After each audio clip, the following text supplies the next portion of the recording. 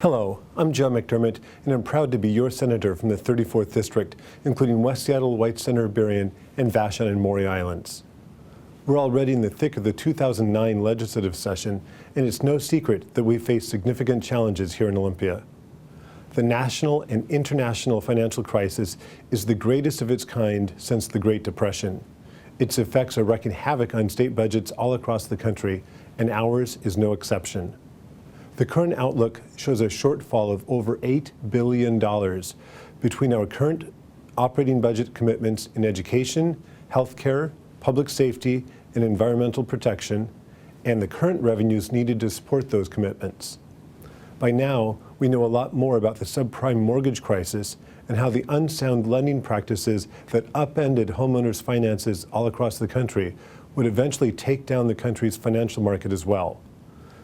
Today, it's well understood that this has had a chilling effect on the flow of credit to consumers and businesses, and that this credit squeeze, which hampers businesses' ability to meet payroll or to make inventories, has crippled state economies across the nation. 47 states are facing operating budget shortfalls, including Washington. The combined shortfalls for the states over the next two-year cycle is estimated to be at over $350 billion. In Washington, where there is no personal or corporate income tax, retail sales tax makes up over half of state revenue in the operating budget. As consumer confidence has declined, so has our sales tax collections. This has contributed to the negative growth of overall revenues in the operating budget, and this in turn has created an $8 billion gap between money coming in and money going out. Washington's current shortfall is the largest in modern state history and represents a quarter of our entire budget. If we eliminated our entire state's correctional system, our entire higher education system, all care for our seniors, and all care for those people with developmental disabilities, that would almost bridge the shortfall. The federal stimulus package, while very helpful to us here in Washington, is not a bailout bill for the states. Federal funds for the states are very narrowly categorized by program and come with a number of strings attached. Optimistically, it will help us address about 1/4 of our budget shortfall at the state level. The legislature is now faced with horrific decisions, and no option is off the table. The state cannot ignore its vulnerable and get out of the public safety and higher education businesses altogether. But let me be clear, there will be cuts. However, they must not be short-sighted and end up costing the state more money in the long run. Economists typically agree that each dollar of federal spending during a recession boosts the national economy by about $1.50.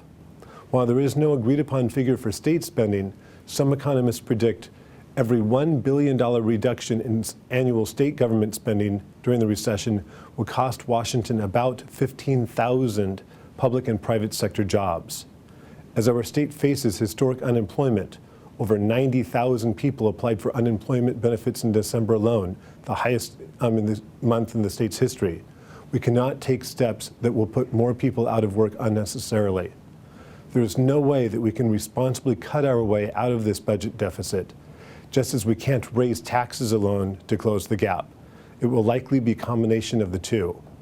Because of 2007's Initiative 960, any new revenue proposal from the legislature requires either a 2/3 vote in the House and the Senate or a vote of the people.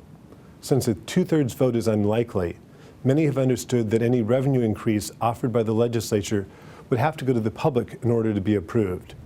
There has been increasing unease at the idea of the legislature passing a budget that it has a hole in it that the public would then decide whether to fill or not, rather than offer a ballot measure that requires the public to tax itself or risk a scenario as destructive as, say, defunding public education. This approach would ask the public to support and to participate in the constructive effort on the part of the state to move Washington out of the current recession.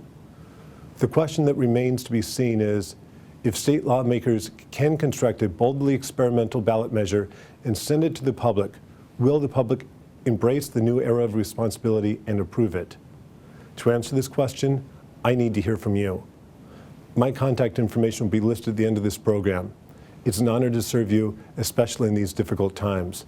I'm John McDermott, your state senator from the 34th District. Thanks for watching.